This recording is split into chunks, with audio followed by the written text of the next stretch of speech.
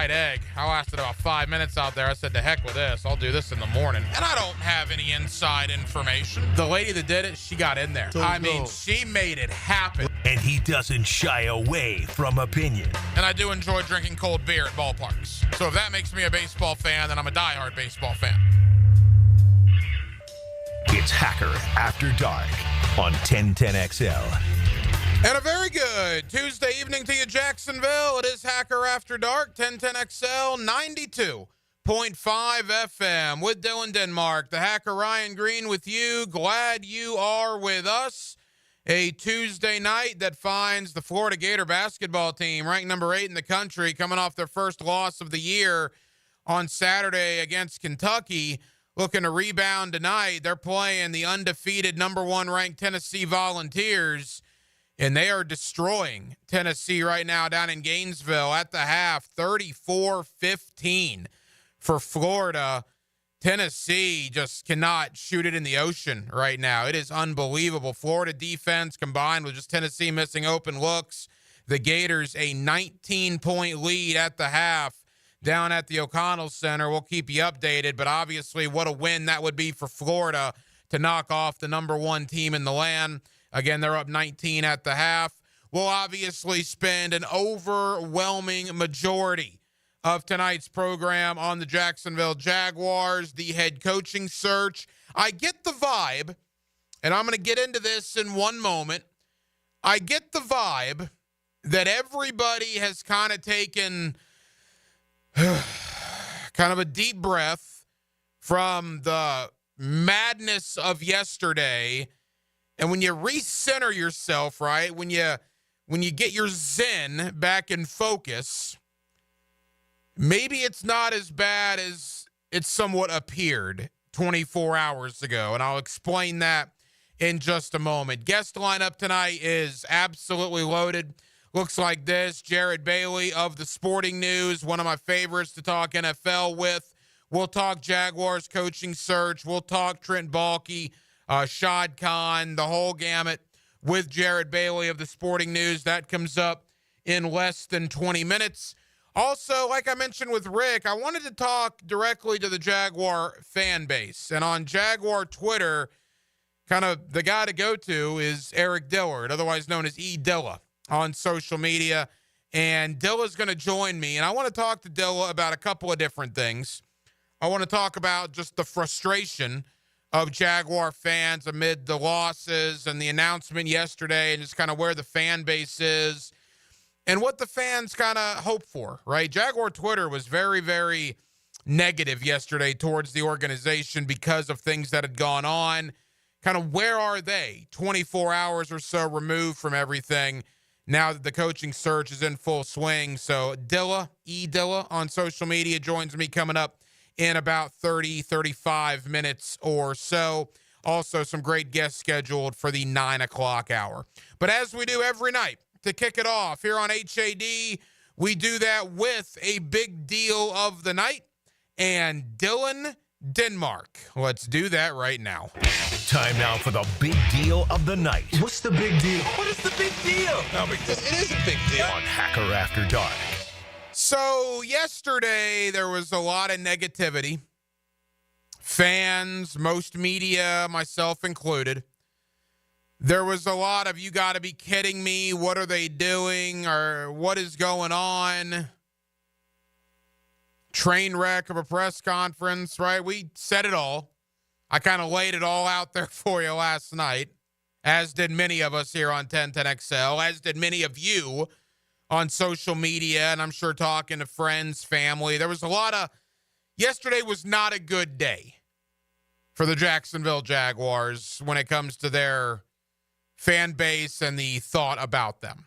I don't think there's any harm in me saying that. Perception-wise, it was not a good day for the most part. But now here we are, a day later, and some things are coming into focus. I'll give you one right off the bat. You know, we talk so much about the Jaguar general manager, Trent Baalke, still being here and how that's going to affect potential head coaching candidates, and it very, very well may. But do you realize of the 6 head coaching openings, and there are officially 6 now because the Raiders have fired Antonio Pierce today, of the 6, only 1 currently has both the head coach and the GM open? The other 5 have a general manager in place. Just like here in Jacksonville, Trent Baalke being here, there are GMs in New Orleans, in New England, in Las Vegas, and in Chicago. So how important is the in sync, the chemistry, hiring a head coach and a GM at the same time? Well, right now, 6 openings, that's only possible in 1, and that's the New York Jets. That's sort of interesting, right? Jacksonville clearly is not the only one in that ballpark, in that camp. Another deep breath is the Jacksonville Jaguars. I really like their transparency today. Kudos to the Jaguars. They kind of lay it all out there. These are our candidates. These are the people that we're requesting interviews from. And they put together an entire list. Kellen Moore, Todd Monken, Joe Brady, Liam Cohen, Ben Johnson, Aaron Glenn, Patrick Graham, and Robert Saleh. That's the initial list of, what is that, 1, 2, 3, 4, of 8 guys that the Jacksonville Jaguars want to talk to about this head coaching vacancy. And I got to tell you something. That's all the guys that you would want. And I don't even think they were required to list Mike Vrabel on there because Vrabel's not under contract to any team. He can interview with you whenever he wants. But they've put in requests for everybody that the Jaguar fan base has asked for. Ben Johnson, Liam Cohen, Joe Brady, Aaron Glenn. Those are the 4, right? And you include Vrabel in that, that's 5. Those are the 5 that everybody's been talking about. Robert Saleh, we've kind of mentioned him. That would be an interesting one. Kellen Moore, I could kind of see the interest there. He's a hot young coordinator, obviously, with what he's done, not only in Dallas, but this year in Philadelphia. I don't know much about Patrick Graham, to be honest. And then Todd Monken, we certainly know him from his days not only at Georgia, but with the Baltimore Ravens this year. So the Jaguars are requesting interviews from everybody that you want, the Jaguar fans. So here's my message today, right? And I'm not trying to get on a soapbox here and preach to you because I was as frustrated as many of you were yesterday. But things have a way of changing very quickly, right? Opinions can change very quickly. I said last night winning would change the opinion, and winning is still the biggest deal. You're going to have to win. Regardless of who you hire, regardless of the joy it brings a fan base at the offset, at the end of the day, you're going to have to wait till September and October to see if wins happen. And if wins happen, all is going to be right with the world. And if you lose, you guys are going to be pissed, and we're going to be back to where we are right now. But here we are a day later, after many of you on social media said, I'm done with the Jaguars, I'm turning in my season tickets, they don't have any idea what they're doing, Shad Khan's a bad owner, Trent Baalke is this, the Jaguar organization is that. You said it all. At least most of you on social media, and at least the ones in my group of friends. You should have seen some of the text messages I got yesterday about the Jaguars. It would have made a sailor blush. But now here we are a day later. Again, you take a deep breath. You got everything out yesterday. And now you examine where you are. 6 head coaching openings, 5 of which still have a current GM in place. So Jacksonville's not alone there. I'll tell you what, if Ben Johnson wants to bring his own GM and you're worried that Trent Baalke being here is going to affect things, well, Ryan Poles is the GM in Chicago. Does that affect things? New England's got a GM. New Orleans has a GM. The Vegas Raiders have a GM. Jacksonville's not alone there. And when you look at the list of guys they've requested to interview, they're all the guys that you wanted. You wanted Ben Johnson. They've put a request in to interview him. I've been very high on Liam Cohen. They've put a request in to interview him. If it's not one of those two, there's a Joe Brady sentiment out there. They've put in a request to interview Joe Brady. If you want to go on the defensive side of the ball, Aaron Glenn. They're going to interview Aaron Glenn. They've requested the right guys. You realize they're clearly not the only team with a current GM in place. Isn't it interesting that a day later, clearly it just doesn't seem to be as bad as it was yesterday? The initial shock has worn off that Peterson's gone and Balky's still here. And you take that step back, you take that deep breath, and you analyze where you are. And I get the anger and the frustration. I don't think that's necessarily going to go away. But it doesn't appear to be as dire, right? It doesn't appear to be as bad as maybe some of us, including myself in that, were making it out to be yesterday.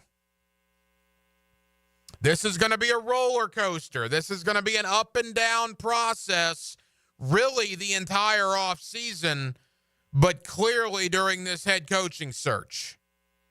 And based on what I've seen from the list of guys they at least want to interview,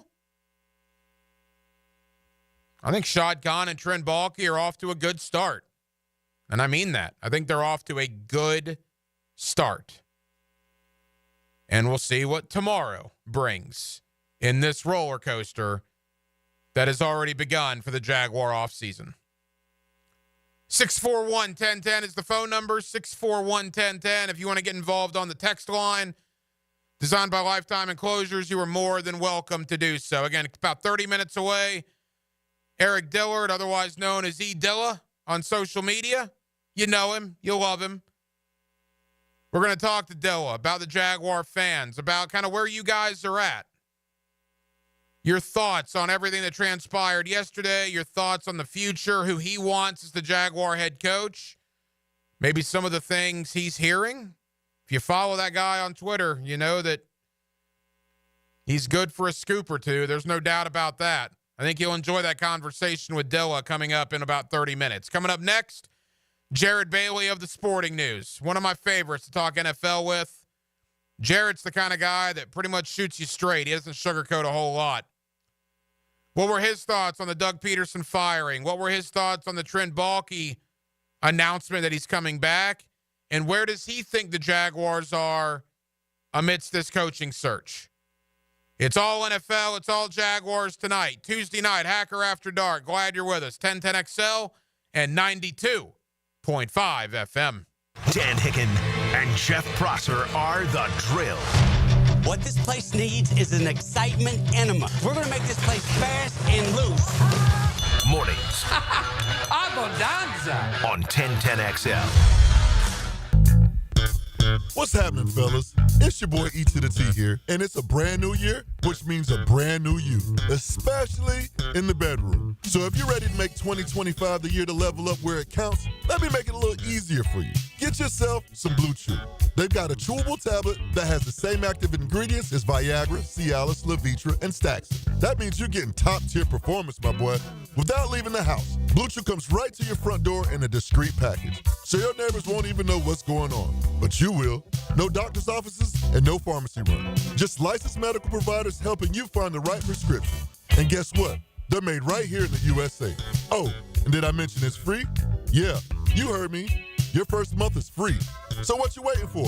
Visit BlueChew.com and get a consultation. And start your year off with confidence to keep things interesting in that bedroom. Get that Blue Chew at BlueChew.com, baby.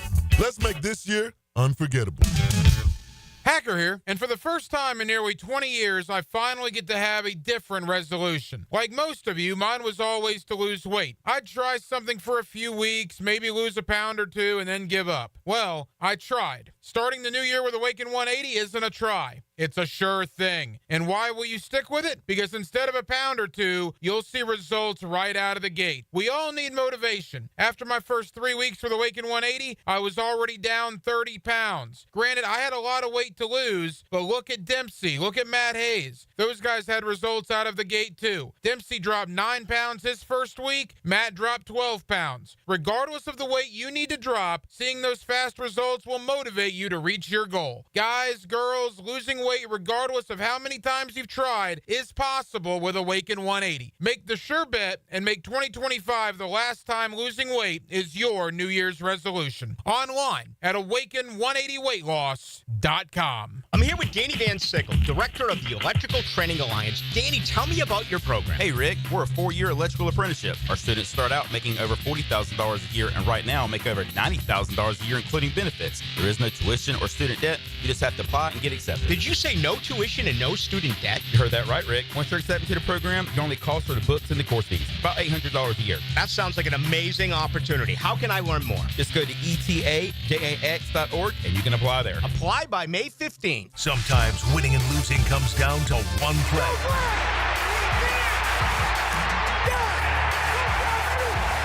There's only one performance-painting, high-performance play of the game on 1010XL. Budweiser reminds us to drink wiser, like hydrating between beers. It keeps the fun going longer, and it's a commitment to responsibility. Remember, good times are ahead, so no need to overdo it. Know when to say when, and always designate a driver. Blue here for the Blue Crab House, located right off of San Jose. It's on Jewington Creek Road. They've been around since 1996. Indoor-outdoor dining. Also, takeout is available at the Blue Crab House. Open 4:30 to 9, Tuesday through Saturday. Sunday, noon until 9. Remember, Tuesday, $2 margaritas. Wednesday, $1 oyster night. How about the blue crabs? How about my personal favorite, the Canadian snow crabs? Whatever it is that you fancy, you get it right there. The Blue Crab House. Bueller Air and Plumbing presents Are You Cool? Today's contestant, a professional stamp licker from Jacksonville, Florida, meet Martin Celery. Oh, gosh. I can't wait to play, Bob. Well, let's move things along. Tell him what he's won, Johnny. Wait, but That's right, Marty. At Bueller Air and Plumbing, we've stocked up on the remaining inventory of low-cost 2024 model air conditioners. So you win. We're passing the savings on to you. Can I answer a question first? We need to make room for the 25s, so we're offering great deals on AC replacements while supplies last. Could I spin the wheel at least? I've been practicing for a year. With last-minute deals like this, there's no question that you are cool. What do I tell my kids? There you go. Have a souvenir t-shirt. Thanks. Stay cooler with Bueller. Visit BuellerAir.com. This is your Mad Dad's Update with Chapter President Donald Ford. In our effort to curb crime, drugs, and violence during the summer months, we are offering Friday Night Lights. It has already started and will be going until school starts back. It is every Friday night from 6:30 to 9:30 at the Blacktop, 5732 Normandy Boulevard, and behind the Potter's House Christian Academy. We manage 3 basketball courts. You are not running on the cement. We have covering on each court. The Lakers, the Magic, and the Heat. Ages 15 to 40 years old. This will give them something to do other than selling drugs and getting into trouble. We have monitors there giving leadership. We have to wake up, stand up, and speak up. Hit me on Facebook and tell me what you think. Or MattDadJacksonville.com. Collisions happen on every play in football. Collisions also happen every day on the road. If you need auto body repair, from a $30 job to a $30,000 job, trust San Jose Collision in Mandarin. 1010XL is presented by Farah & Farah, exclusive injury law firm of the Jacksonville Jaguars. Protecting you and your family. Call 396-5555. Jacksonville. Now, Another great guest on the Garber Auto Mall phone line. Hello. We can wiggle it. Back here on 1010XL and 92.5 FM in the city of Jacksonville, we are glad you are with us. Of course, the big news here in Jacksonville, Doug Peterson out as the Jaguar head coach. They need a new one, and one of the men that'll be leading that charge is Trent Baalke, who has been retained as the Jacksonville Jaguar general manager, much to the chagrin of basically every Jaguar fan here in the city of Jacksonville. There is a lot to get into with that. Jared Bailey of the Sporting News is one of our favorites when it comes to talking NFL, and he's always kind enough to join us here on 1010XL. Jared, how are you, man? Better than Jaguars fans, apparently, but I'm good. How are you? We're good. Boy, there's so much to get into here with you. Let's begin with kind of the guy that's almost been forgotten in this whole situation, and that's Doug Peterson, who was the one guy that actually did lose his job. He was fired Monday morning after 3 years. 22-29 was his overall regular season win-loss record. Jarrett, in your opinion, man, why did it not work out for Doug Peterson here in Jacksonville? I think a lot of it came back to not being able to connect with the players. I think there was a lot of more pointing fingers rather than looking in the mirror when things went south. And the constant defensive press Taylor, I know that was a big issue in Jacksonville where the offense wasn't clicking, but he never seemed to put any of the blame on his offensive coordinator. And a lot of that seemed to really, drive a lot of the offense crazy. And then defensively, they bring in Ryan Nielsen this past year, which, a lot of people, myself included, were like, all right, that's a good hire. You're bringing in a real defensive coordinator. And then defensively, they were, second to last in the NFL in total offense, the worst passing or total defense, the worst passing defense in the NFL. So, I don't know, a lot of it just kind of hit the fan at the same time. And with Peterson, you could tell that he was checked out by, once they came back from London, it was like, all right, yeah, this thing's pretty much done. They get blown up by Buffalo on Monday night. They had the issue in London where the Bears beat them up pretty badly. And, you had the comments from Travis Etienne as well in that span where, there was a lack of accountability. I think all of it just added up into a big mosh of just this wasn't going to work. So it was the right decision to fire Doug and move on and try to find somebody else. But in lieu of it, yeah, you mentioned like keeping Trent Baalke around. You cut off part of the snake, but the head still remains, and that's the biggest issue right now. Well, that certainly is an issue with the Jaguar fan base. And look, I'm going to ask you a lot of things about Trent Baalke, and it's going to be fairly negative. But if there is a positive, and don't get me wrong, there has been some positive with Baalke. You look at it, Jared. Again, Jared Bailey of the Sporting News here with us. All right. Anton Harrison, Walker Little, obviously Brian Thomas Jr., that goes without saying. Britton Strange, Tank Bigsby, Trayvon Walker, Tyson Campbell, go on down the line. There have been some good draft picks by Trent Baalke. It's not been all awful, but every time you bring up a positive, you can probably bring up 2 or 3 negatives, including just an atrocious free agent haul last year. I think that's the frustration for Jaguar fans. They don't see what owner Shad Khan sees in him to allow him to stick around now for his 3rd different head coach. Yeah, and I think that there was a little bit of praise for Baalke at one point in the offseason because they got the Trevor Lawrence extension done, they got the Josh Allen extension done, which was like, all right, those are like the 2 biggest things atop the list in terms of like, all right, hopefully they keep around the stars and can actually build around what they've got going. And then obviously you mentioned all the draft picks that have worked. It's just free agent wise, there's been a lot of mishaps. Trade wise, there's been a lot of mishaps. The Calvin Ridley deal, which a lot of people are like, all right, that gives Trevor Lawrence a real weapon. Obviously, that doesn't work out, and he goes to Tennessee. So there's just been a lot of miscalculations in terms of bringing in guys, whether it be free agent or trading. Just the talent evaluation part of it that hasn't worked. They've had issues, especially like when it comes to, you brought up the good draft pick side of it, but when it comes to like the off-ball linebacker spot, that's been a pretty big issue in recent years as well when it comes to bringing in different guys. So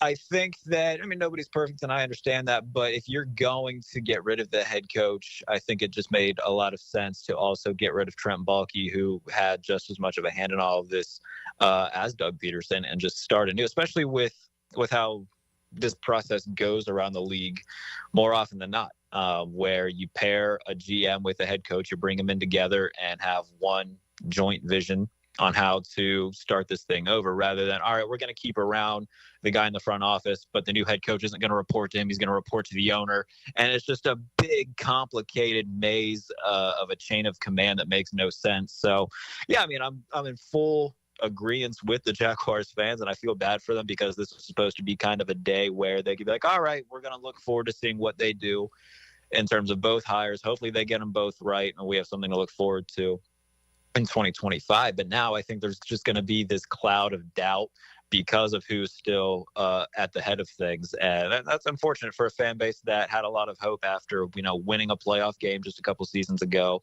And now, even with a good quarterback in Trevor Lawrence, there's still going to be a lot of doubt surrounding what's put around him. General managers don't get 3 head coaches, which is what Trent Baalke is going to get here in Jacksonville. He was the GM when Urban Meyer was hired, when Doug Peterson was hired, and now Jared, he'll be the GM when the 3rd head coach is hired. He's also going to be making his 3rd draft pick in the top 5 in the draft. Trevor Lawrence, Trayvon Walker, and they pick 5th in April's draft coming up here in 2025. And you go back to think about his survival skills in San Francisco after the whole Harbaugh situation.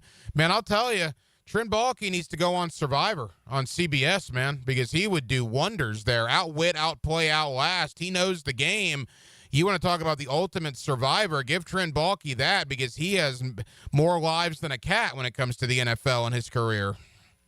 Yeah, and I mean, you talk to 49ers fans today, there's still a lot of disdain for Trent Baalke for all the reasons that you just pointed out, when it comes back to everything that took place with the Harbaugh situation and the aftermath when it came to Jim Tomsula and then eventually Chip Kelly. Like, it was just a mess. And, I think everything that can be said about Trent Baalke has been said, where, you said it, for every good move, for every good draft pick, you can point out probably a handful of things that didn't work. And I just don't understand where Shad Khan is coming from with all this. It doesn't make a lot of sense from an organizational standpoint, from a winning standpoint, to bring back a guy who just hasn't proven that he has the ability to build a winning team. Even when they did go to the playoffs, it was in a year where no one expected it, and they went 9-8. And yeah, they won a playoff game. But that playoff game is largely regarded more for the fact that the Chargers absolutely choked it away more so than the Jaguars won it. So even with, the many senses of accomplishment, it comes with caveats, and it just doesn't make sense. I think that's the overarching issue with the Baalke situation in Jacksonville, is that it doesn't make sense. And it's just another, notch on the belt of a lot of things that the Jaguars fans have had to deal with over the last however many years. In a line of just disappointment after disappointment. So, I mean, we're just going to have to see what happens, not to be that guy who's like, oh, well, let's let it play out. I don't know how it's going to play out, but history tells us it's not going to be good. Yeah, since Shad Khan bought the team before the 2012 season, the Jaguars' regular season record is 64-148. You want to talk about a long-suffering fan base? It is right here in Jacksonville. Final moments, Jared Bailey of the Sporting News. All right, the coaching search. Obviously, Ben Johnson. Now, people think this will eliminate Jacksonville from the Ben Johnson sweepstakes. The one thing that I would push back a little bit on, Jared, is the other team linked to him is Chicago, and they didn't fire their GM either. I mean, if Ben Johnson wants to come in with his own GM, it ain't going to work in Chicago either, because they have Ryan Poles still employed. So how do you think that whole Ben Johnson thing is going to work itself out? Yeah, I think that's going to be a big deciding factor into it. And if he doesn't want to go there, then I think they'll shift their attention to more of a defensive-minded coach, which, again, we talked about already. The defense wasn't good this year. And, we've seen, Aaron Glenn just put on another masterclass against Minnesota with, a bunch of guys that are on IR. So the job that he's done this year, he's certainly going to be a guy that gets a job. And, if you are the Jaguars and you can get one of those Lions guys, maybe he brings Mark Brunell with him. I mean, that would be a good story in and of itself. If, they hire Aaron Glenn and then Mark Brunell's back in Jacksonville as the offensive coordinator. So I think that there's going to be something to that where, if Ben Johnson doesn't want to go there for that reason, they kind of shift over to Aaron Glenn and see if he would be interested in the job. And then, we'll see the staff that he built around him. If they wanted to go the Vrabel route, I think that ship has sailed just because the Patriots have made it pretty clear that's what they're going to do. I don't think that they fire Gerard Mayo if they don't have Mike Vrabel all but signed already. So I think that's a name that I'm kind of leaving off other lists just because I think that New England kind of has that wrapped up.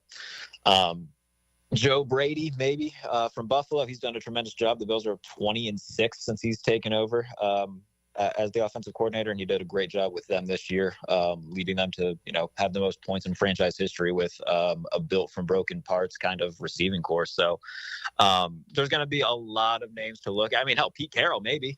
It was reported a while back that he wanted to get back into coaching. So maybe they take a swing at him. There's going to be a lot of names. I think that the coaching pool this year is far deeper than it was a season ago.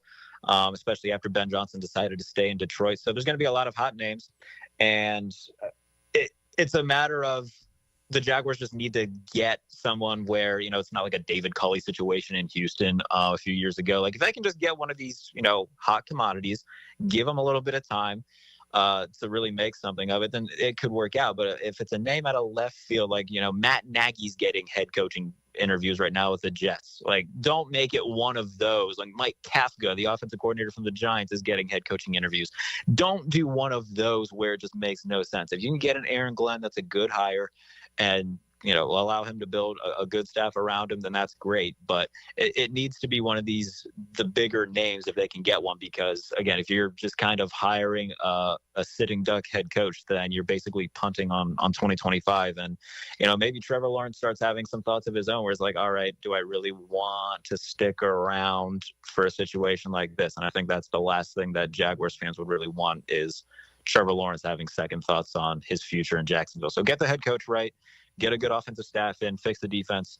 It's a long haul. It's not going to be a one-year project, but if they have, a good plan set with whomever they hire, then it could turn itself around. Jared, as we begin to wrap up, I think you made a great point. Look, Ben Johnson, maybe he'll want his GM. It might be a deal breaker for him. But as you said, whether it's Aaron Glenn, Joe Brady, I would toss out Liam Cohen, the OC in Tampa. I mean, there are only 32 head coaching jobs on planet Earth in the National Football League. Not everybody is going to be a deal breaker just because Trent Baalke is still employed here. The Jaguars still have the opportunity to get somebody pretty good.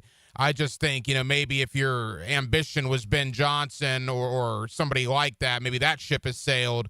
But I agree. A Joe Brady, a Liam Cohen, and Aaron Glenn, somebody along those lines, it could be at least salvageable. Final question while we have you here. I can't have you on without asking at least one playoff question. Wild card weekend, 6 games coming up. What's the most, maybe 1 or 2 intriguing games to you this upcoming weekend? My boldest take, and it's probably a homer take, but I said that the Steelers were going to go into Baltimore and win. So that's kind of my big swing of the weekend. They've lost 4 straight. One of those games was in Baltimore, but the final score was a little bit more misleading than what the game actually played out to be. They had a red zone turnover. And it was 24-17 when Russell Wilson threw a pick 6. So, the game was closer, and if not for those 2 just completely game-changing plays, I think Pittsburgh has a very good chance at winning. They won the first matchup as well. And it looks like there's going to be like a good amount of snow heading to Baltimore before the game, so it's going to be messy, it's going to be sloppy, and that's exactly the kind of game that the Steelers want to play. Low scoring, rely on the defense, make enough plays to win, and don't turn the ball over. So if they can do that, I think that – plus they've had incredible success against Lamar Jackson. He's only beaten them twice in his career. So that's a game that I think, not every game is going to, go the way we think. I think, there's going to be at least one upset. And if I had to put a stamp on which one I think it's going to be, I'll say that Pittsburgh, who has a lot of success against Lamar Jackson and the Ravens over the past, half decade or more, that's one that I'll circle and say, yeah, that'll be my upset pick. So keep an eye out for that. Should be a fun weekend. You can follow along. Jared Bailey at the Sporting News. He'll have a lot of coverage as we head in to Wild Card Weekend coming up in a couple of days. Again, Jared Bailey of the Sporting News. Jared, thank you for joining me on short notice. I know you're busy. Really appreciate it. We'll do it again soon, man. Absolutely, man. No problem. Thanks. There you go, Jared Bailey of the Sporting News here with us on Hacker After Dark. And again, he listed out all the guys that we've talked about, and the list came out, the Jaguar interview request list, and all those guys have been requested. Whether they'll take the interview or not, we'll see. But all the Jaguars can do is say, hey, we want to talk to you. That's their part in this. Is it reciprocated? They've asked to talk to Ben Johnson. They've asked to talk to Aaron Glenn. They've asked to talk to Liam Cohen. They've asked to talk to Joe Brady, among others. Kellen Moore, Robert Saleh. So we will see what ultimately does happen. I know Jaguar fans were unbelievably frustrated, not just yesterday, but I mean, with good reason. I get it. 64 and 148 since the start of 2012. Head coaching turnover. You got a GM that, honestly, you're not a big fan of. You got an owner right now that made a decision yesterday that many of you are not big fans of. So I wanted to talk to the fans. And I thought the guy to do that was kind of the guy on Jaguar Twitter, right? Eric Dillard, otherwise known as E. Dilla.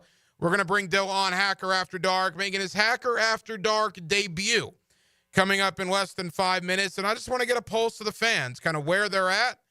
Thoughts on everything that transpired yesterday, thoughts on the head coaching search, and everything that goes into being a very loyal, but obviously a long-suffering Jacksonville Jaguar fan. E. Dilla making his Hacker After Dark debut next on a Tuesday night in Jacksonville, Florida. We're glad you're with us. 1010XL and 92.5 FM. Mike Dempsey. Bigger, stronger, and a lot meaner than you.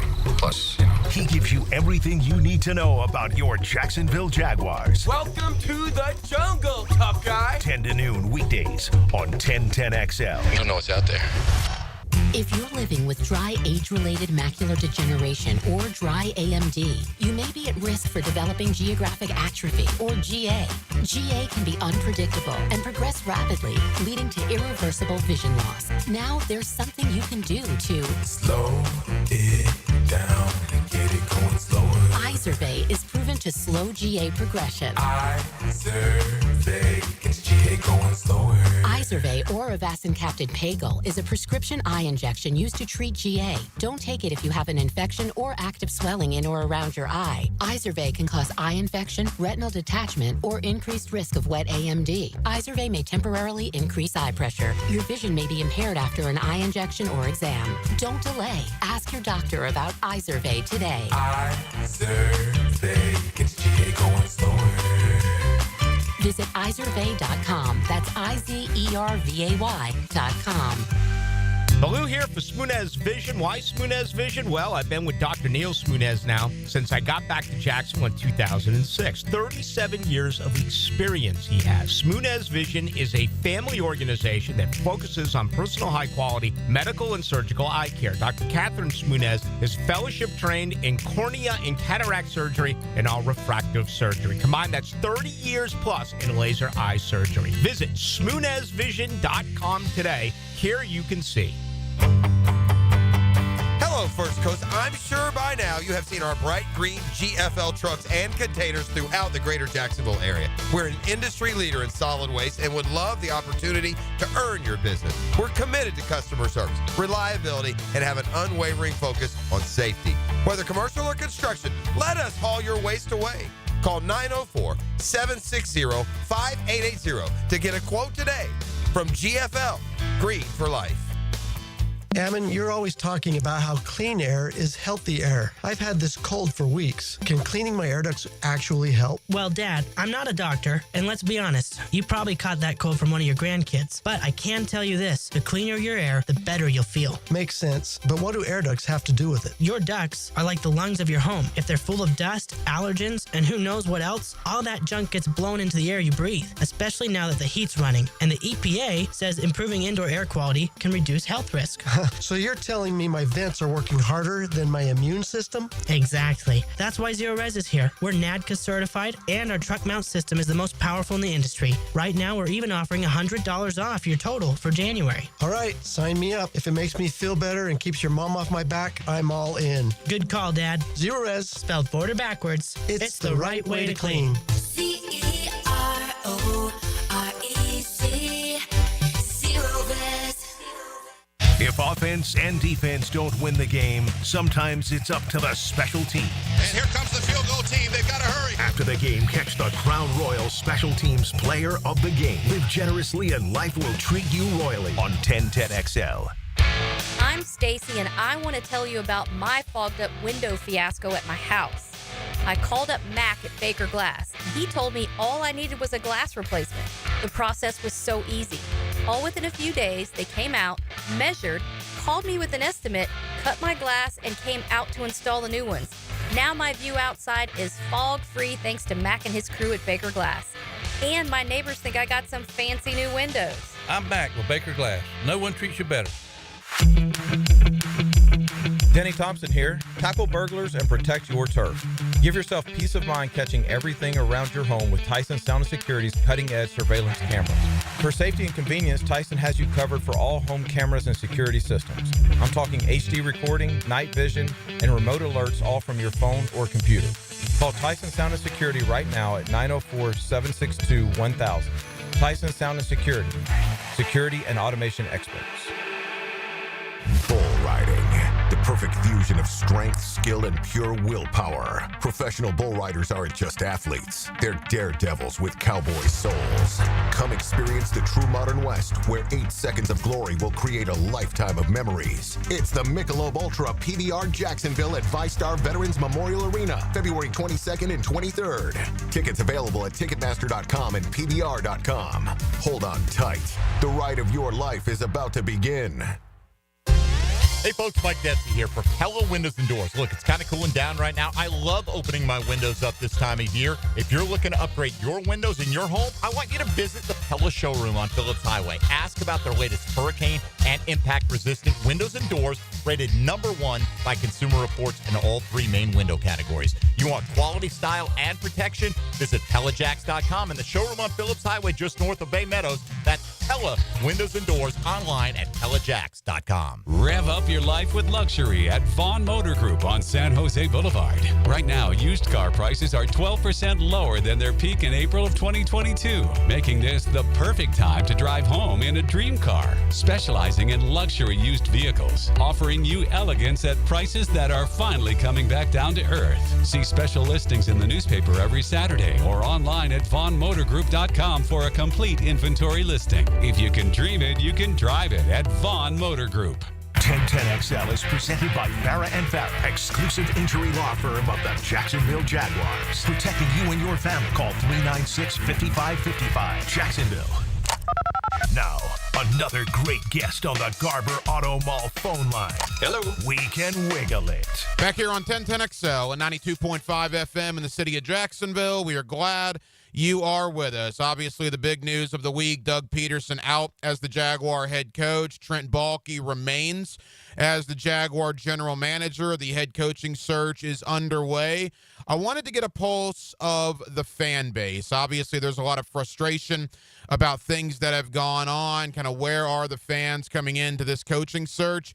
And with that, I thought of my guy, Eric Dillard. You obviously know him as E. Dilla on social media, and Dilla joins me here on Hacker After Dark. Dilla, how are you, man? I'm good, man. Thanks for having me on. Shout out to the Jag fans. I know we're all little frustrated right now, but hopefully we back into something good like Brian Thomas Jr. Yeah, look, Brian Thomas Jr. was a home run, and that's kind of been my point, Dilla, when it comes to Trent Baalke, and let's begin there.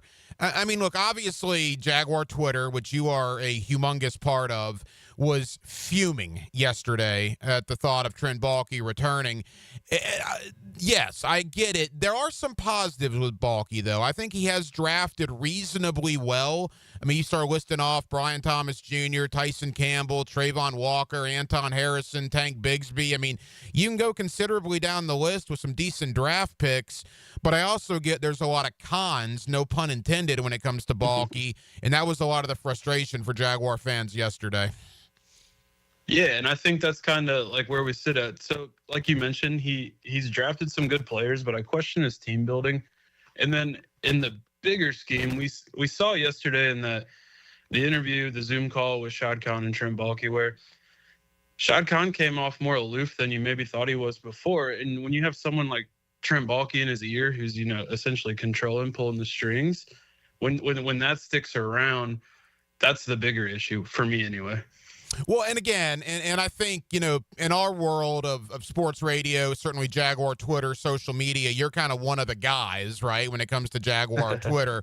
Why so much venom yesterday? I mean, it got nasty, man, when it came to Trent Baalke coming back. It got as nasty on Jaguar Twitter as I've seen it in quite some time. Yeah, I think it kind of reached the point of the balloon popped. Like, everyone felt that in the past, things that were obvious don't obviously happen. But with how bad it had been with the year before, the total collapse at the end of the year, the team being dubbed, the best team ever created or whatever it was, and then just completely laying an egg, it became such a obvious, we need a full clean slate, a full house cleaning. And when you don't get it, it's that deflation, it just carries. So now we've got, no football until August, September next year, and we just have to deal with Trent Baalke. I don't think they're going to get rid of him. I would love for that to happen. How they said that, they're open to the situation that could come if a head coach presents a different plan, but I don't think that's going to happen. And I think it's just like impending permanent doom. It kind of feels like, no clean slate. We're going to go into this stadium transition. It kind of feels half done, half baked. Eric Dillard with us. You know him as E. Dilla on social media. The interesting thing, Dilla, yesterday, too, I mean, Doug Peterson got fired, right? Mm-hmm. And that was a complete and total afterthought after the first, 5 minutes. All right, Peterson's fired. Great. What about Baalke? Why do you think the fan base, so much more venom, I guess, towards Baalke than Peterson? I think it was the lesser of two evils. And I knew that Doug Peterson was getting fired on Tuesday this past week. Like, I heard, but I never heard anything about Baalke. And I think sometimes too, like with the tidbits I leave on the Twitter timeline, like it kind of gets people wanting a certain thing, and then like when it doesn't happen, it's even that much more damning, I guess. Like it crushes you that much more. I mean, I genuinely was upset, like truly upset, more than any loss all season. When the 8 minutes later they announced that Trent Baalke was returning, and I just think it's the lesser of two evils. I don't think anyone wanted Doug Peterson to come back, but most of us feel like the issues are going to remain even with Trent Baalke sticking around. Well, and the one thing I've always said, you and so many other people and Bold City Brigade, Teal Street Hooligans, Jaguars Twitter, unbelievably loyal. I mean, unbelievably loyal to a team that, let's be honest, has lost 70% of their games since Shad Khan bought the team in 2012. I mean, I put on social media every week that win-loss record, and some people give me grief over it, but I mean, they're 64 and 148 since the beginning of 2012, and yet the Jaguar fan base has been there every week. You guys are as active on social media as probably any fan base in the league. There is so much passion for this team, and I commend all you guys for just, riding this thing out, because it's got to be tough being a Jaguar fan. It really is, too, because, as you said, like, there's a lot of time and money invested. I went, obviously the home games or whatever, but even just this year we went to Miami, and at the end of the year we went to Nashville, which we got to see a win. But at the time, it's just it's already an ended season, like we're in there just hoping that we get out of the game before it rains. But I do think that because of the generation, the generation Jaguar dubbed, like I'm 33 years old, right? I've only known the Jaguars. I don't have a team that I was a fan of prior. The fans that have become my friends, they're more like family, and that's really what keeps me coming around. So I think the Jaguars are lucky in that sense. Kind of like, the older school teams, like say the Saints, who had no success for a real long time until, they got Sean Payton and Drew Brees. They still had a solid fan base that came back once they started winning, but the stadium being empty moving forward, if they don't smash this home run higher, I think it's going to be a really, really ugly year in the stands.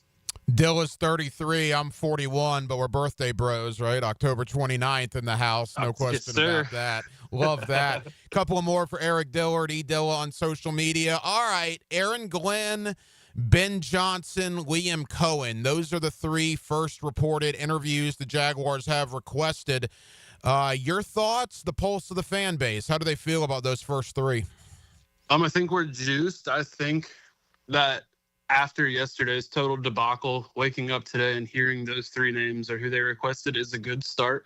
More excited than I initially thought I would be. I was sure we were going to be scraping the bottom of the barrel, but I do think if we hear later that Ben Johnson declines his interview request, I think it'll kind of be another nasty night on the social medias. But of the 3 guys mentioned, you got the 2 guys that are offensive-minded. I would prefer them to go offensive-minded. I really want Liam Cohen. That's my personal preference. I'd be extremely happy with Ben Johnson. Everyone's seen his creativity, and week in, week out, they show new wiggles. They've got players that weren't performing in the past balling out. They've got, injuries, and also on the defensive side of the ball, if we touch on Aaron Glenn, just speaking about Detroit, I really do think that Aaron Glenn is the closest thing you're going to get to Dan Campbell in terms of a culture shock, which is also what the Jaguars need.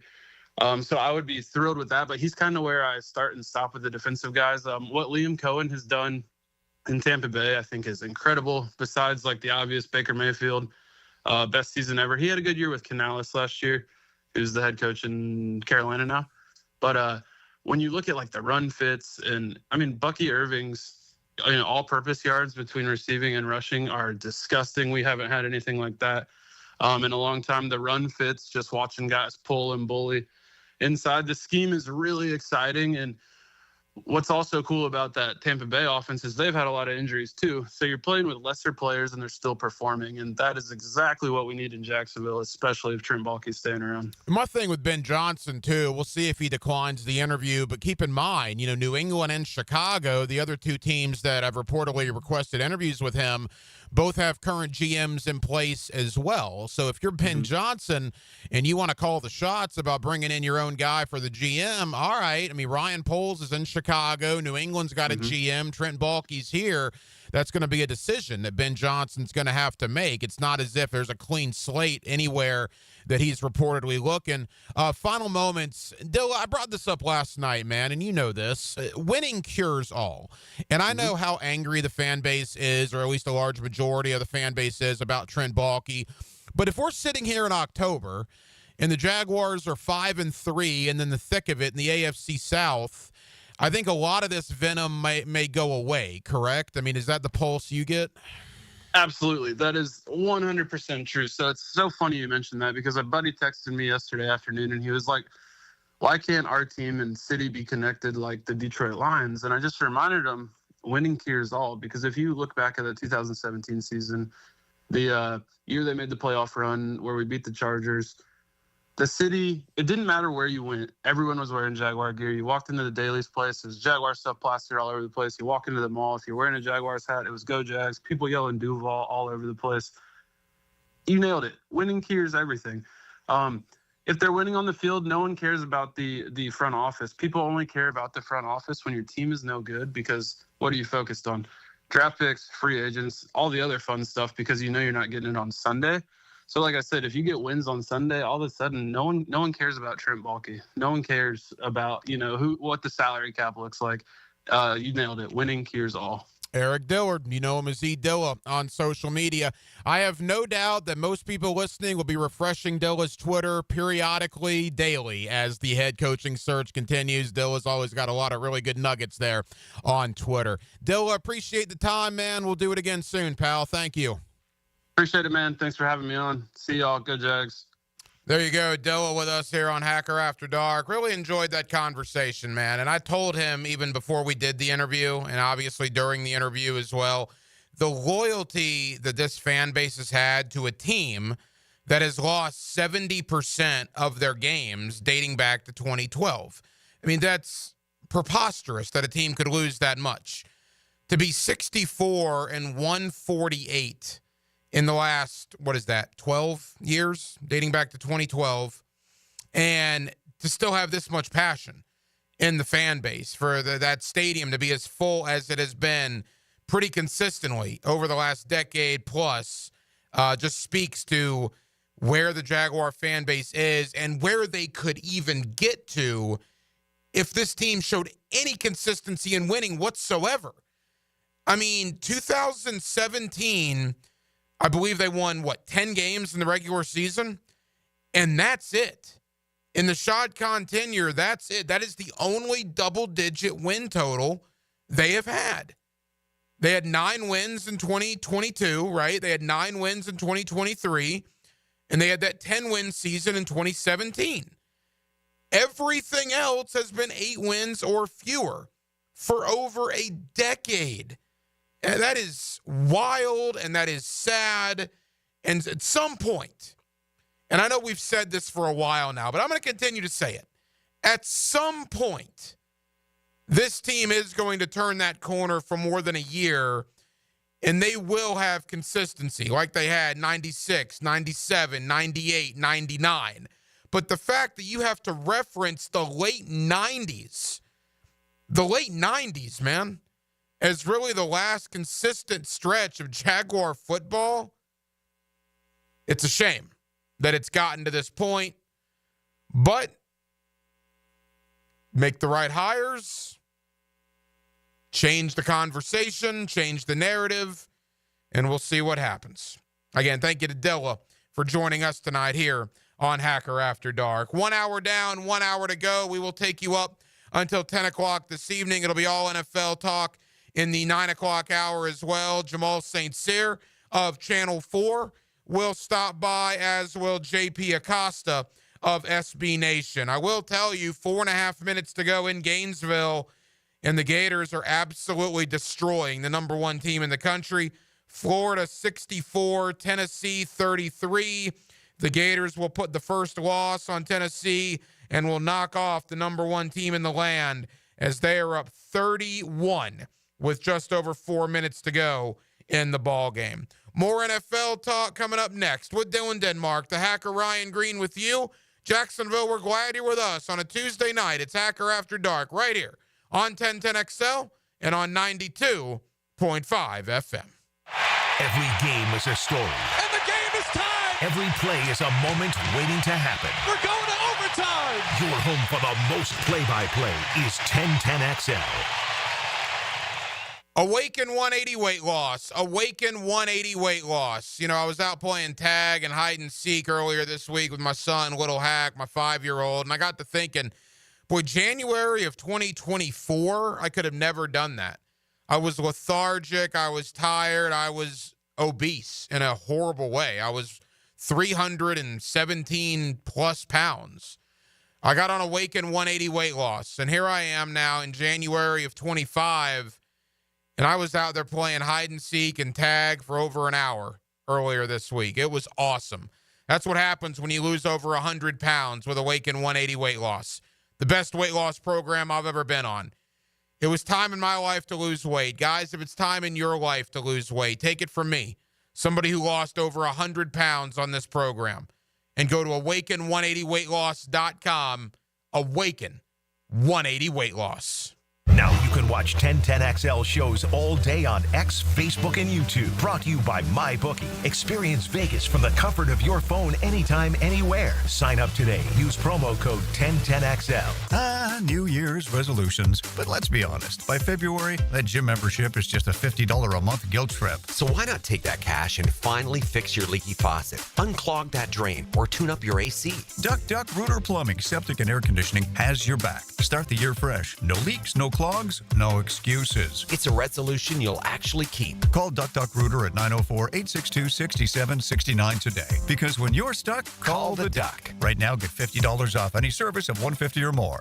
Blue here for the Blue Crab House, located right off of San Jose. It's on Jewington Creek Road. They've been around since 1996. Indoor-outdoor dining. Also, takeout is available at the Blue Crab House. Open 4:30 to 9, Tuesday through Saturday. Sunday, noon until 9. Remember, Tuesday, $2 margaritas. Wednesday, $1 oyster night. How about the blue crabs? How about my personal favorite, the Canadian snow crabs? Whatever it is that you fancy, you get it right there. The Blue Crab House. Home of the Jaguars. WJXL AM Jacksonville Beach. WJXL FM Jacksonville Beach. PRP treatment is kind of the thing these days, and in many cases, it eliminates the need for surgery.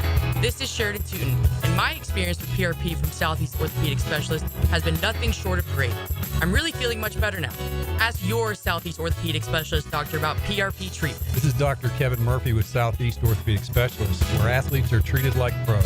Relieve pain and get back to life. Southeast Orthopedic Specialists. When it comes to towing products, your safety on the road is the priority at Cannons of Jacksonville. Whether it's a heavy-duty tow hitch, trailer frame, wiring, gooseneck, tow bar, or any other towing accessory, Cannons has decades of experience to ensure your towing setup is installed with precision and reliability. Visit cannonsofjacks.com to explore a range of products and schedule your installation. Cannons of Jacksonville, your trusted partner for a smoother tow. Have you tried golfing at the improved Cimarron Golf Club? If you haven't, tell you what, you're missing out on the best deal in Jacksonville. Now, many of you have received a postcard in the mail, and of course, if you bring that with you, $45 plus tax to play. That includes a cart, lunch, and a beer at the brand new Stone Barrel Tap House. Now, go to the website, that is CimarronGolfClub.com, and sign up for the Wild One Loyalty Program. That's the Wild One Loyalty Program, and get all of these specials emailed to you from Cimarron. Nick in here with a message from Zero Res. Did you have people over for the holidays? Kids everywhere, dirt everywhere, all over the carpets, the rugs, the sofas, and chairs? Did the kitchen tile take a beating? Sounds like it's time to call my guys over at Zero Res.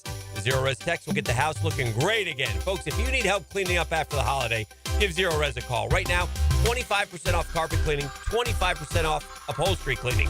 Zero Res, spell it forwards. Zero Res, spell it backwards. It's the right way to clean. Zero Res.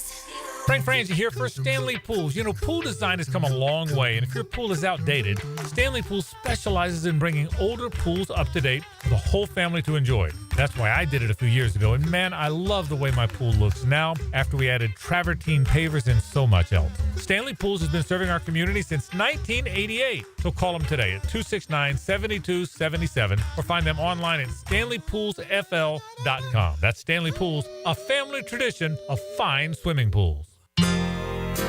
Tired of weekend projects turning into weekend disasters? You're not alone. Building a fence isn't as easy as it looks. Let's face it, your neighbor Steve still hasn't fixed his lopsided masterpiece. But Superior Fence and Rail makes it easy. Highly trained professionals, top quality materials, and a fence you'll love for years to come. Skip the stress and call the pros today. SuperiorFenceandRail.com. This is Hayes Carline here to help you break free from the chains of pest infestation. The talk of this town is Kingfish Pest Control. By now, many of your neighbors have already joined the Kingfish Revolution, leaving their homes and lawns protected and pest-free. Now it's your turn. Call Kingfish Pest Control and say goodbye to termites, ants, mosquitoes, and other annoying pests. Trust me, you'll get exceptional service and understand why your neighbors and I use Kingfish Pest Control, proud partner of the Jaguars. Instant Keys. You don't have to go to the dealer. Instant Keys comes to you. Call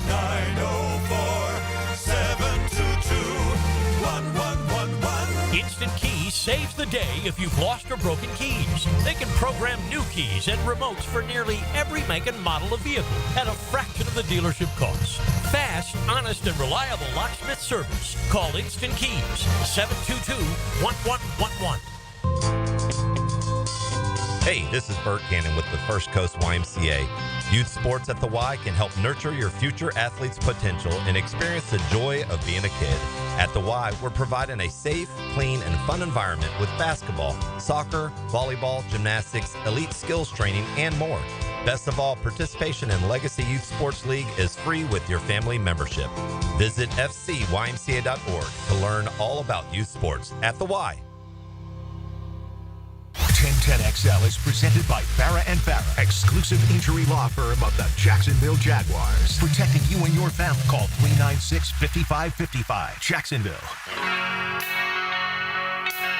Hacker After Dark on 1010XL. Just past halftime here on Hacker After Dark. 1 hour down, 1 hour to go. We will take you up till 10 o'clock as we do each and every night right here on 1010XL and on 92.5 FM. Tons more NFL talk, tons more Jaguar conversation, the coaching search, Trent Baalke, everything that's gone on in the last 36 hours. Jamal St. Cyr of Channel 4 joins me in about 25 minutes. Coming up in less than 10 minutes or so, JP Acosta of SB Nation. Quickly, though, to college hoops for a second. Florida is destroying the number one team in the country tonight, Tennessee. The Volunteers were 14-0 coming into tonight's game. 13 of those wins had been by double digits. Tennessee just beat the brakes off of John Calipari in Arkansas on Saturday. Florida coming off a disappointing loss. I mean, they scored 100 points in Rupp Arena against Kentucky. The problem is they gave up 106. So you really didn't know how Florida was going to respond tonight. There's 37 seconds to go, and they're up 69-41. I mean, look, the SEC is going to be a bloodbath all year long. When you think about Florida, Tennessee, Kentucky, Auburn, Arkansas, Georgia even, Mike White and Georgia are pretty good, actually. Missouri, I mean, all these SEC teams, I think Lenardi in bracketology has like 10 or 11 SEC teams in the NCAA tournament right now.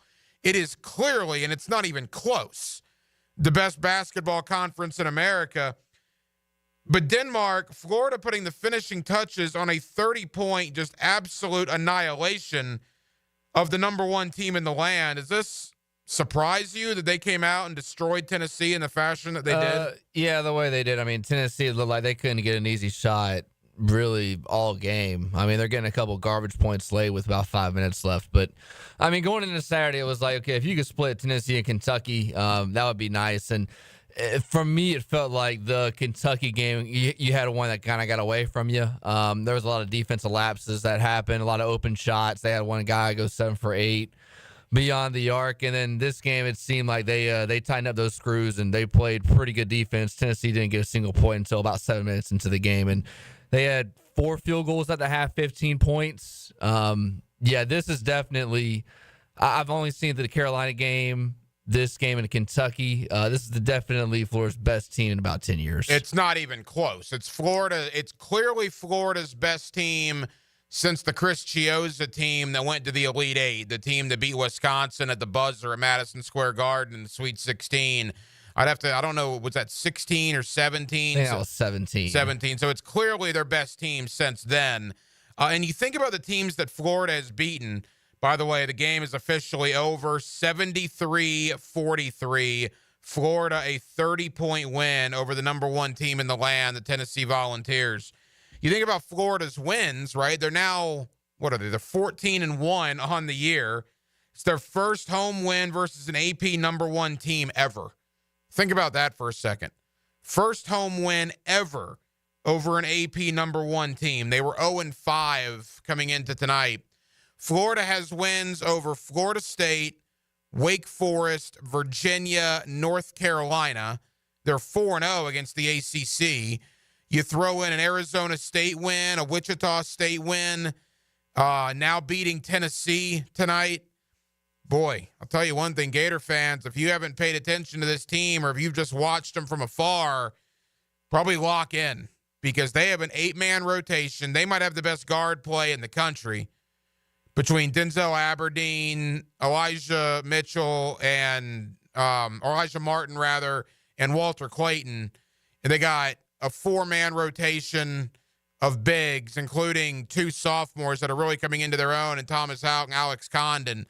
This team is fun to watch, and they're now 14-1. And that'll be interesting, Denmark, on Saturday.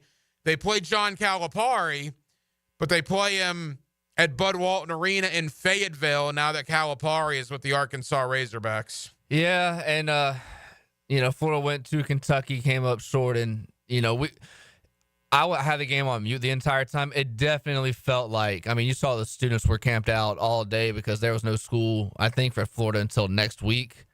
You could definitely tell the home crowd played a factor tonight.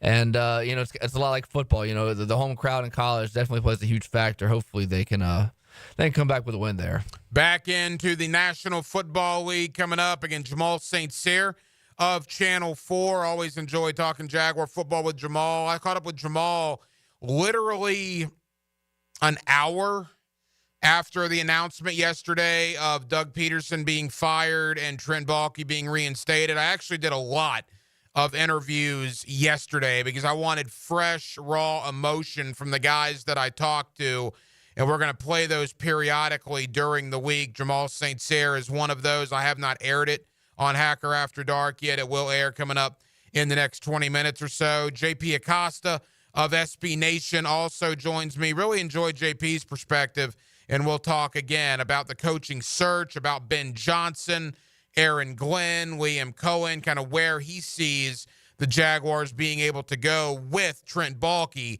still being here as the general manager. It is a Tuesday evening in Jacksonville, Florida. And as always, we are glad you're with us. With Dylan Denmark, the hacker Ryan Green with you. It's all Jaguars for the next 45 minutes.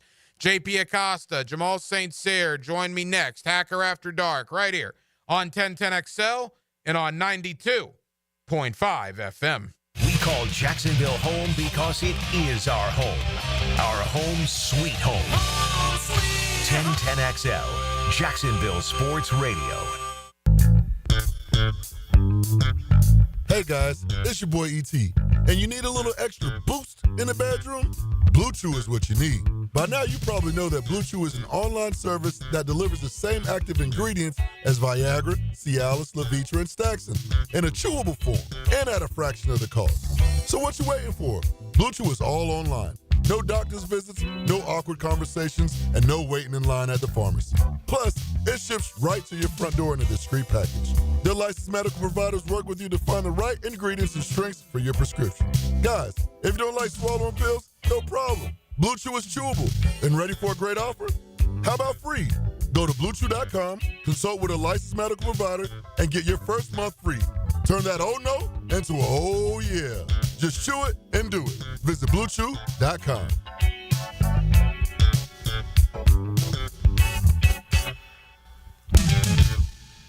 Bueller Air and Plumbing presents Are You Cool?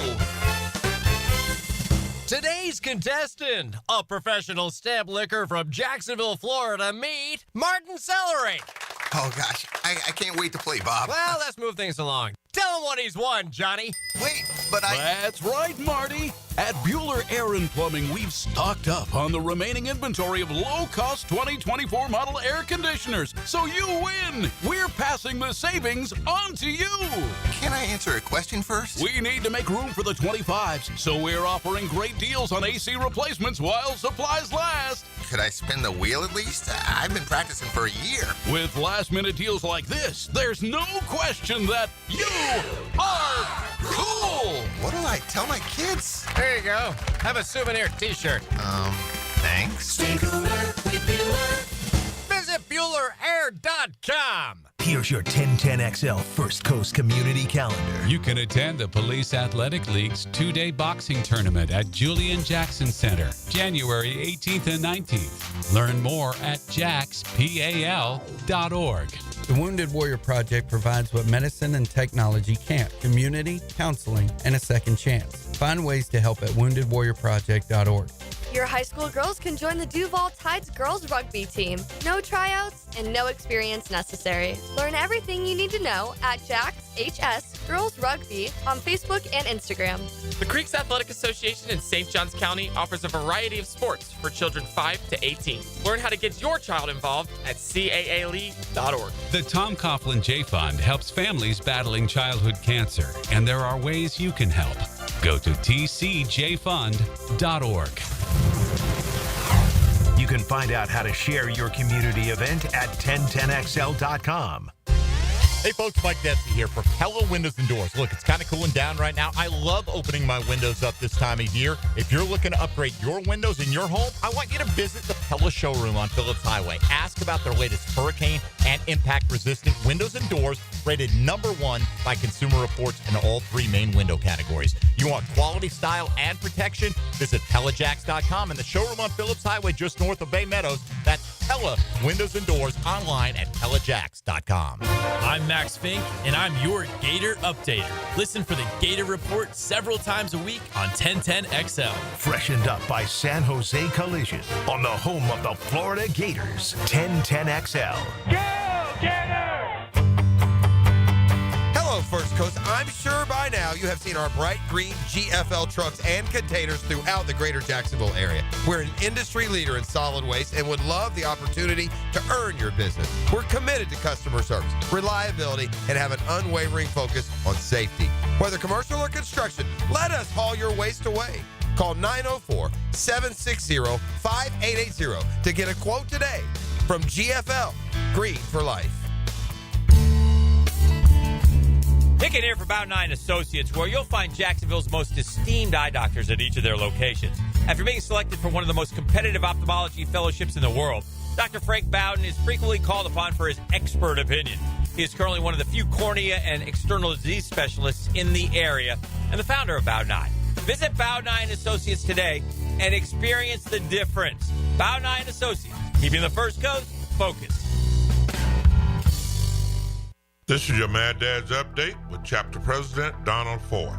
In our effort to curb crime, drugs, and violence during the summer months, we are offering Friday Night Lights.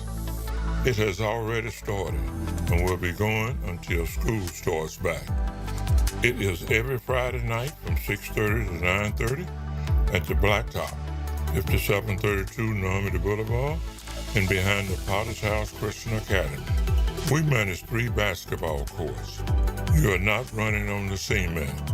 We have covering on each court: the Lakers, the Magic, and the Heat. Ages 15 to 40 years old. This will give them something to do other than selling drugs and getting into trouble. We have monitors there giving leadership. We have to wake up, stand up, and speak up. Hit me on Facebook and tell me what you think.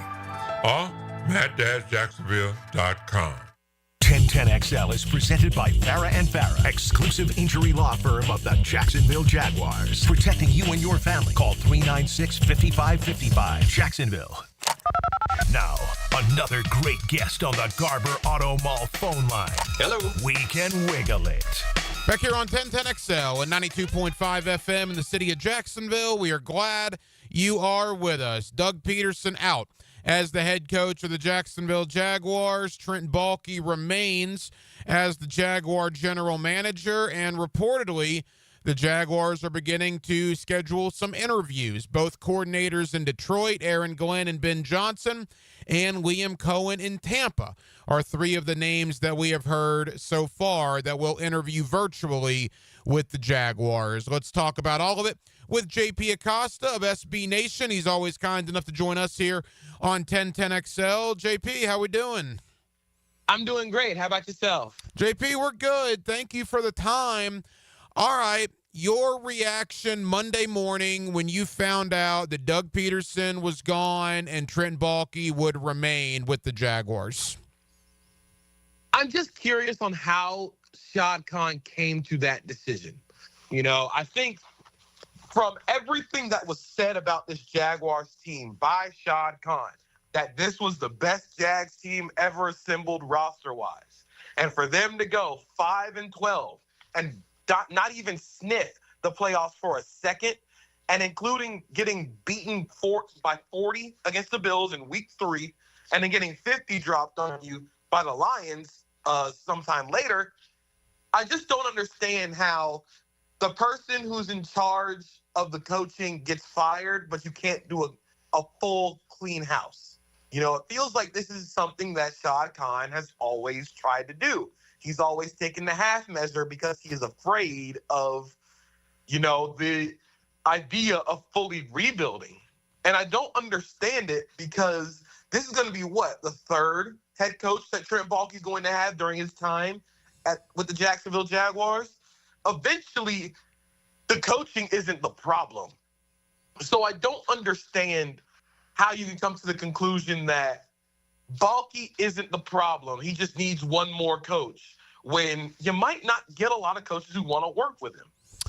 JP, I want to talk about Baalke primarily, but quickly on Doug Peterson. Super Bowl winning coach, took the Jaguars to the divisional round of the playoffs in 2022, but yet lost 18 of his final 23 games before he was ultimately fired. In your opinion, why did it not work out for Peterson here in Jacksonville? It just was a failure to adapt and a failure to change the offense effectively. So this season, they tried to go to a bit more downfield, throwing the ball deeper, with Trevor Lawrence being one of the better deep ball throwers in the NFL, but it never felt like that was actually gelling together. It never felt like either side of the ball was very prepared. It felt like every time we watched the Jaguars, they come out in the first quarter, they look like they hadn't prepared for whatever this team was going to show them. And then in the second half, they try to put something together. But by that point, it's far too late. So I think just a failure to prepare the players and a failure to develop a lot of talent during his time. I think if you want to look at some of the players that were drafted when Doug Peterson was the head coach, you're not going to find very many that have gotten better, that have improved since Peterson and his coaching staff got a hold of them and developed them. I mean, the one example is maybe Trayvon Walker. And, he was the number 1 overall pick. You kind of expect that from a top pick. So it's just a failure to develop players, and then the rigidity in his scheme and not being able to adapt. JP Acosta, SB Nation, here with us on 1010XL in Jacksonville. All right, Trent Baalke now. JP, before we really dive into Baalke, let's talk about the Jaguar fan base. You're very active on social media. You're very familiar with Jaguar Twitter. And I sometimes got to remind myself that that's not the entire fan base, right? It's a very small minority of the fan base, but it's a very vocal minority. And there were some Jaguar fans that were fuming about the Trent Baalke thing. In fact, almost every one of them on social media was fuming. Was that just a situation where the water went over the dam with this fan base? They've just had enough? Because there was a lot of anger when that announcement was made on Monday morning. I think the thing that stood out to me the most going through Jaguars Twitter was anger mixed with a little bit of apathy. I think apathy is the biggest harm to an NFL franchise that could possibly happen, because once the fans stop caring, what else do you have to bank on as a franchise? I think with keeping Trent Baalke, a lot of fans have decided that, this team isn't going to try and change. This team isn't going to try and move forward into the future. In the press conference, Shad Khan said he wanted a guy that was more unpredictable, a guy that was more modern, a head coach. But you can't do that while having a GM whose most recent success outside of Jacksonville came when Jim Harbaugh was the head coach of the 49ers. So I think it's just anger, a lot of anger, but mixed with a lot of apathy. At this point, why even bother with this team? And I think you're right. I think people thought this was going to be kind of a redo, a start over. You bring in maybe Ben Johnson with a GM with fresh ideas, and that was kind of taken away from the Jaguar fan base with the announcement that Trent Baalke was returning. Now, I made this point last night. I want to get your thoughts on it. Trent Baalke is not without positives, all right? You mentioned Trayvon Walker. Brian Thomas Jr. was a grand slam. Cam Little might be the best kicker in football, and I'm serious about that. Anton Harrison, Walker Little, Tank Bigsby, Brenton Strange, Tyson Campbell, go on down the line. Trent Baalke has drafted a lot of good players here, but I think the problem, JP, is for every positive that you list about Baalke, you can probably offset that with something that he's done negatively. Yes, you're correct. I think a lot of what good Baalke's done in the draft has also been undercut by some of the missteps in free agency. I think drafting Devin Lloyd in 2023 or 2022 with Trayvon Walker is a good idea, but you also signed Foye Oluokun and you went out and got Chad Muma in the same draft. And now you don't know if either Lloyd or Muma are going to be on the team going into next season. Both of them are going to have their fifth-year options come up. I don't know whether either of them gets picked up. Or Lloyd's fifth-year option is going to be coming up. I don't know if it gets picked up. Muma might not be back with the team. So there's that. And then the free agent signings have just not worked out for the most part. I think Christian Kirk and Evan Ingram are the two biggest ones that have you can say, yes, those have worked. But this recent crop of free agent signings that the Jaguars had were categorically a failure. Gabe Davis was not the guy that he was supposed to be when you brought him over from Buffalo. Eric Armstead was playing defensive end for most of the season, which you can chalk up as coaching failure or coaching malpractice, and voiced his displeasure about that in the locker room on Monday, right? He basically said as much, that he wasn't happy with the situation. Yeah, he was saying he didn't want to play defensive end, but the coaches made him play defensive end, which is really odd. I think Ronald Darby has not been great. So there's a lot of free agent signings that have just kind of undercut the good drafting that he's done. And that's kind of been Trent Baalke's problem. Even back in San Francisco, he drafted really well in San Francisco, but the free agent signings were always holding this team back. So I understand to an extent why you'd want to keep a guy who is fine at drafting in the locker room or in the front office, but the bad outweighs the good with him. Couple of more. JP Acosta of SB Nation. All right. Peterson out. Baalke remains. That's the reality of the current Jaguars situation. And now you look, JP, at the potential head coaching candidates, and it's being reported by Ian Rappaport, among others, that the Jaguars have already asked for at least 3 virtual interviews, which can take place this week, particularly with the 2 guys in Detroit, both defensive coordinator Aaron Glenn and, of course, offensive coordinator Ben Johnson. We also have been told or reported that Liam Cohen in Tampa has been requested for a virtual interview. Your thoughts on those first 3 names that have been out there? I think those are the 3 top names in this coaching cycle.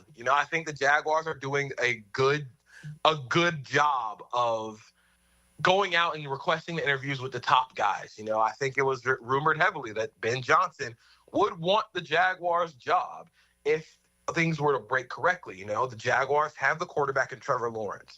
They have an owner who is, to a fault, he is very lenient. He will allow a lot of leeway. And you also have a team that, like we said, there are talented players on this team. If you can get the correct coaching and some better free agents in here, you can get something really cooking really quickly, especially in the AFC South that looks like it's still in a little bit of turmoil. So I think the guys that they have reached out to are really good. I'm a big fan of Aaron Glenn. I've always been a big fan of Aaron Glenn. I think the stuff that he's done with the Lions in terms of development of the defense, and also those guys play hard for him. That defensive performance against the Vikings on Sunday might have been one of the better defensive performances from any team at all this season in the NFL.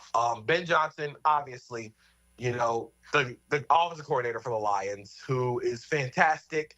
I think that he is such a creative and useful play caller that I think he'd be a really good fit with Trevor Lawrence. And then Liam Cohen has done some really nice stuff in Tampa Bay with the Buccaneers. Getting Baker Mayfield to play the way that I never thought Baker Mayfield would actually play, and then designing that run game and developing it to fit what their personnel is. And I think that's the biggest thing that really stands out to me about Cohen. But these are really good coaching. These are really good interview requests. Now, if they do them, it'll have yet to be seen. JP, as we begin to wrap up, I think one thing to keep in mind if you're looking at this coaching search, there's only 5 jobs that are currently open, right? People think the Saints is a disaster job because of their salary cap. The Jets, people don't seem to like that job. The other 3, New England, Chicago, Jacksonville. Well, keep in mind, New England also has a GM in place, right? Chicago also has a GM in place in Ryan Poles, and then, of course, Trent Baalke here in Jacksonville. So take Ben Johnson as a prime example. People say, well, Ben Johnson won't want to work with Trent Baalke.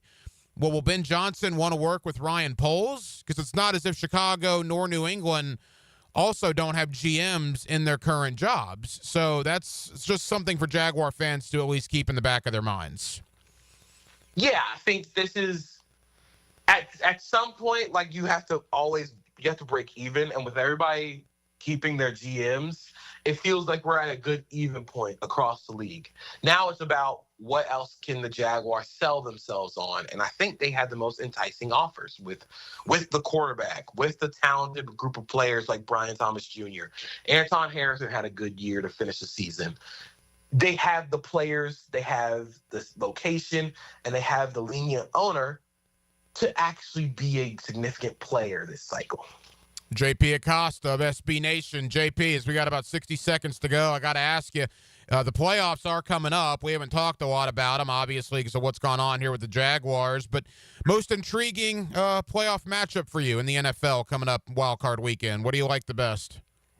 I'm actually really excited for Broncos-Bills. I think a lot was made about the Broncos offense and Bo Nix and whether this team can actually put up a fight against the Bills in the playoffs. But I actually think the defense matches up well stylistically with Buffalo's offense, and they have the talent to really, really cause problems for Josh Allen and the Bills.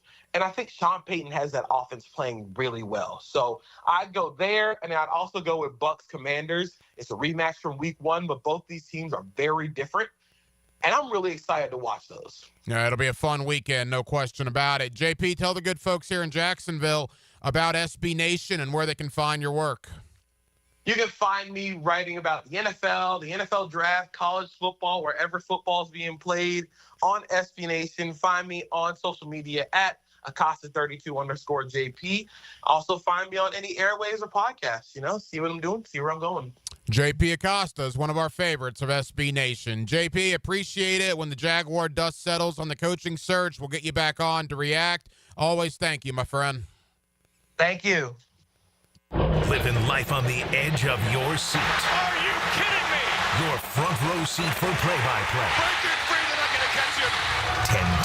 1010XL.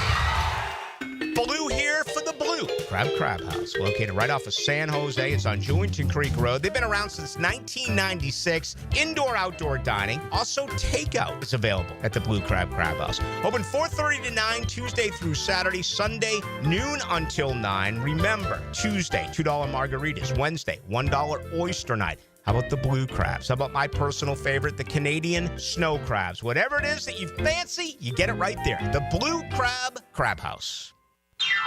Hey everybody, Jennifer Marion with Randy Marion Cadillac in Jacksonville here to say hello, and we'd sure like to have your business. You know what? They're going to love the king of price. My dad believes in making great deals and having a great selection in stock. Cadillac XT4s, XT5s, and XT6s, and Escalades. The all-electric Cadillac Lyriq. CT4s and CT5s. Cadillac luxury and selection is just waiting for you. At Randy Marion Cadillac, Southside Boulevard, Jacksonville. And don't forget, tell them Jennifer sent ya.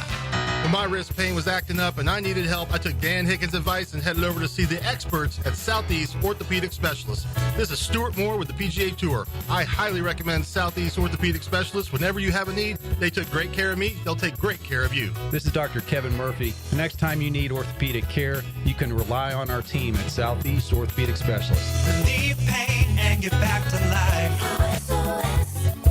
Southeast Orthopedic Specialists. Fish know where to hide. Captain Kevin knows how to find them. That's a big one. Listen for the Wing Power Fishing Forecast Show, brought to you by Awaken 180 Weight Loss and Royal Pest Services. Thursday nights at 6 on 1010XL AM. What was George Washington's salary when he was president? Filing an insurance claim following a storm shouldn't be an ordeal. Southern Oak Insurance's claim team prepares for catastrophic situations well in advance. Log on to southernoak.com. Our family protecting yours. Southern Oak Insurance. George Washington's annual salary as president was $25,000, about $4.5 million in today's dollars. Southern Oak Insurance.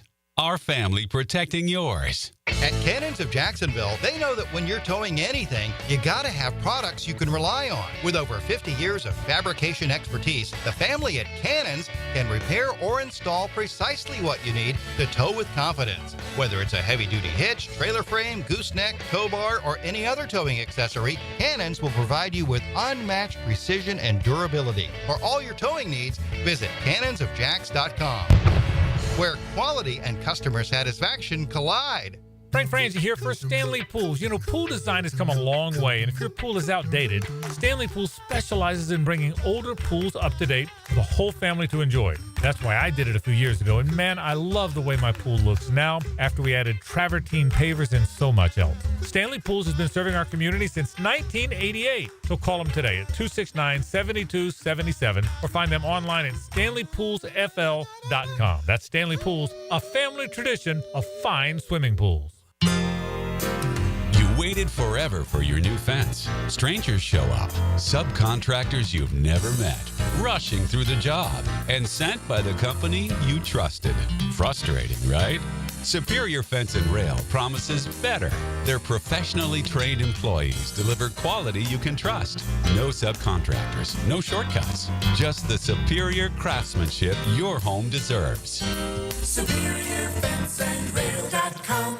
1010XL is presented by Farah & Farah, exclusive injury law firm of the Jacksonville Jaguars. Protecting you and your family. Call 396-5555. Jacksonville. Now, another great guest on the Garber Auto Mall phone line. Hello. We can wiggle it.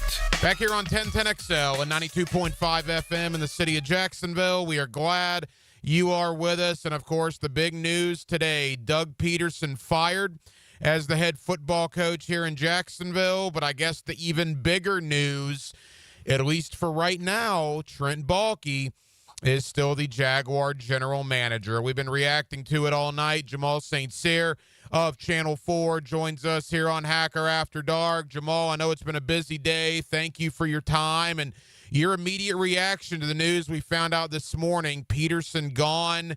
Baalke, it appears, will remain. What's going on, Hacker? Yeah, I mean, honestly, this is kind of what I had expected. It's not ideal, for sure, and I kept kind of waiting to feel like there was a little bit of uncertainty in the fog about Trent's future, and for me, it just never showed up. So then when I guess the hammer finally dropped that it was just Doug, not really shock. That was kind of the feeling that I had got when you hear stuff about one guy and there's nothing about the other. It's tough to really get like a strong feeling that, they're both going to go. It's not ideal. I think they missed the mark on this one. I think they missed the pulse of the fan base entirely. It'd have been an easier sell if you kept Doug than moving on from Doug and keeping Baalke. This is just an interesting decision all the way around. Trent's just a survivor, Hacker. I think we've talked about this before. That guy, he will figure it out. It's absolutely incredible. Look, and I've voiced my opinion. And here's the thing, right? Trent Baalke, and I even brought this up last week, and I guess I should have listened to myself more on my own show. I pointed out, Jamal, and it's not rocket science, man. Brian Thomas Jr., Mason Smith, Ventrell Miller, Jarian Jones, obviously the Tyson Campbells and the ETNs, Trayvon Walker, Anton Harrison, Walker Little. I mean, Trent Baalke has done some good things. They got a lot of talent. I mean, Brian Thomas Jr. is a grand slam pick last year. I'm not going to say Baalke hasn't done some good things, but the free agents he's brought in have been largely atrocious. His win-loss record with the talent he assembled has been atrocious, and he's going to get his third top 5 pick, and he's going to be a part of the third head coaching hire in his general manager tenure. I mean, from that standpoint, Jamal, it is hard to defend what Shad Khan did today. Look, I'm not going to defend Trent. I think Brian Thomas Jr. is as much responsible for keeping this guy employed as anybody else, because he can look at that and say, look, this guy's a superstar and I found him. I don't think that keeping Trent was the right move, because for every positive move we give him, we can give you a negative one as well. Some contracts that are going to hamstring and tie up stuff for the Jaguars for the foreseeable future. Eric Armstead's contract, I mean, look no further than that as, one of the biggest kind of X's. I mean, that should be the nail in Baalke's coffin right there, because he's paid that dude a large sum of money to be terrible and play him out of position. It makes no sense, Hacker. I think this is also going to hamstring the coaching search, because how many of these, is Ben Johnson going to want to come in and inherit this guy? No, absolutely not. I don't think Liam Cohen will. I don't think Joe Brady will. Look, my biggest concern all along is if you keep Trent Baalke, that we're going to turn around one morning and Bill O'Brien is going to be the next head coach here in Jacksonville, or Robert Saleh or somebody like that, and I'm worried my nightmare may come true. Look, there's only so many coaches that are going to want to work with Trent. I think we saw that last coaching cycle when all of a sudden the Jaguars were sitting there waiting and all these other jobs were getting taken.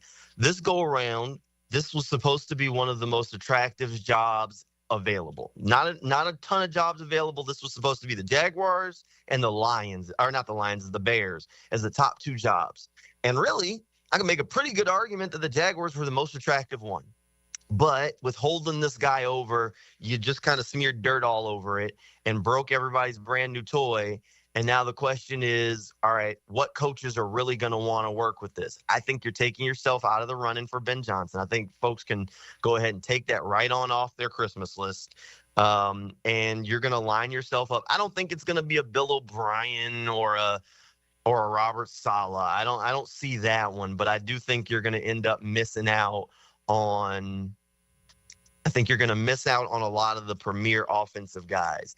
The guy I wouldn't be surprised at, that I can connect the dots very easily, Aaron Glenn. Mm-hmm. And I honestly I would love an Aaron Glenn hire. I think he's a culture guy. He's similar build to Dan Campbell. Aaron Glenn and Trent Baalke are connected. If you go back to when Trent was in New York under Bill Parcells, where he got his start in the league, where he pulls a lot of his principles, he was there as a scout. Aaron Glenn was on that football team at the time. I mean, that's not exactly the strongest of connections. They may not have crossed paths the entire time they were there, or they might, but that is a connection, and that's the place where I would say I don't know that Aaron Glenn's going to be the most sought-after guy. Defensive coaches don't tend to be. And Hacker, if somebody calls you up and offers you the New Orleans job and they're in salary cap hell, or the Jaguars job and you just got to work with Trent, which one you taking? That's a fair point. And look, I guess we're all looking for silver linings right now. A couple of more. Jamal St. Cyr of Channel 4 here with us. Quickly, Doug Peterson, why did it not work out here, Jamal, for Doug? I think he couldn't figure it out. I think he never quite lost the locker room, but I don't think he could build the edge in the locker room he needed. And some of that's on him and some of that's on Trent for not bringing in the kind of guys that he needed. Doug needed to set a culture when he walked in the door. And he kind of scratched the surface of it at times and thought he was there and was never quite able to push them into that direction, and things kind of took steps back. That's why you'd see frustrations from some guys that have that kind of grittier edge to them and that it didn't show up. You'd see this team get out to slow starts repeatedly in football games because they had to get punched in the mouth first before they'd play. The Jaguars need a culture reset, and part of that is the guy who's bringing in the players in the locker room, and that's Trent. Doug did what he could. I think Doug is loyal. I think almost loyal to a fault to his guys on his offense and his offensive playbook. And I think that Doug is whole. I think moving on from Mike Caldwell is probably one of the biggest indictments for Doug Peterson, because repeatedly this year he talked about the need for consistency. Well, just last year you fired your entire defensive staff and hired a worse one. You didn't think consistency was important then. So, look, Doug is a good coach. Doug could coach again if he wanted to. I'm not sure that he will. We'll find out what Doug's future is at some point. I think he was a nice guy, but I think he was the right coach for this team at the time. After Urban, the Jaguars needed a can't-miss bridge prospect. Doug Peterson was that bridge guy. He got 9 wins, got 9 wins again. This season, the wheels kind of fell off, but you always kind of felt like he'll get within that remedy, but I never thought he was the guy to take him to that next echelon. Doug was the bridge coach. You missed hard on Urban. You had to get back to respectability, treat this like an NFL franchise. Doug did that. For that, Jaguars fans should be appreciative, because Doug made this an attractive job for the next guy. Final moments with Jamal St. Cyr of Channel 4. Jamal, as we begin to wrap up, you got a good pulse of the fan base. You're very active on social media. Now, I understand Twitter is not the world, as sometimes at least I think it is, right? It's a very, very, very small minority of people. But on social media, Jaguar Twitter is absolutely fuming pissed about this. Let's be honest. I mean, what is your message to Jaguar fans tonight who are fuming about Trent Baalke being back here? Look, I want to express a little bit of patience, because while Trent's going to be back, I don't know that it's going to be a long-term marriage here. We're going to see how it shapes up. I think Trent's leash is increasingly short. The problem is that even if you say, okay, well, Trent was the problem a year from now you have a coach and a GM again on different timelines, which is less than ideal. And I get that. I think you should express your frustrations. I think you should make your voices heard in the way that they listen. That's, going to games and merch. But I think I would express a little bit of patience, and let's see where this thing goes with the coaching search, and let's see if Trent is still in place when training camp rolls around, because there's a lot of time and a lot of things that could happen between now and then. And quickly to that point, people are looking at the statement that Shad Khan released this morning, and it talks about collaborating with Trent Baalke to find the next head coach. It talks about the head coach reporting directly to Shad Khan. Now, it doesn't necessarily say that Trent Baalke is going to be the GM in August, or are people just grasping at straws there? I think I think there's something to that, possibly, but I think it's going to take time to find out. I think some of it's going to happen over the course of these interviews, and that decision may not be made yet. I think we're going to have to wait and see, Hacker. I mean, I wish I had a better pulse or feel on exactly what was going to go on there. But I think folks still have maybe a little bit of hope there, but it's definitely still a long shot that he might only do that and then walk away. I think there's at least a glimmer, but we'll see what happens. Absolutely wild day, no question about it. Jamal St. Cyr of Channel 4. Jamal, I know you guys will have this all over the place on Channel 4 for the coming days and weeks as the coaching search kicks off. Busy day for everybody. Thank you for taking time out. We'll talk soon, pal. All right. Thanks, Hacker. Now the cool down with Donovan Air Electric and Plumbing, keeping Jack's cool since '87. And thank you to my buddy Jamal St. Cyr of Channel 4 for joining us here on Hacker After Dark. Had the opportunity to catch up with Jamal after the Doug Peterson firing and the retainment, if you will, of General Manager Trent Baalke. We'll play you a lot of conversations. I talked to a lot of people yesterday when the information was fresh and it just happened. I wanted raw reaction from guys that cover not only the Jaguars but the rest of the National Football League, and we'll certainly bring you a lot of conversations the remainder of the week here on Hacker After Dark. Reportedly, the Jaguars have started their interviewing process as far as requesting permission to interview guys. Liam Cohen, the offensive coordinator in Tampa, and both of the Detroit coordinators, offensive coordinator Ben Johnson and defensive coordinator Aaron Glenn. And we'll see if those guys end up taking those interviews as the Jaguar head coaching search officially kicks off. That was the majority of the time tonight, as you can imagine.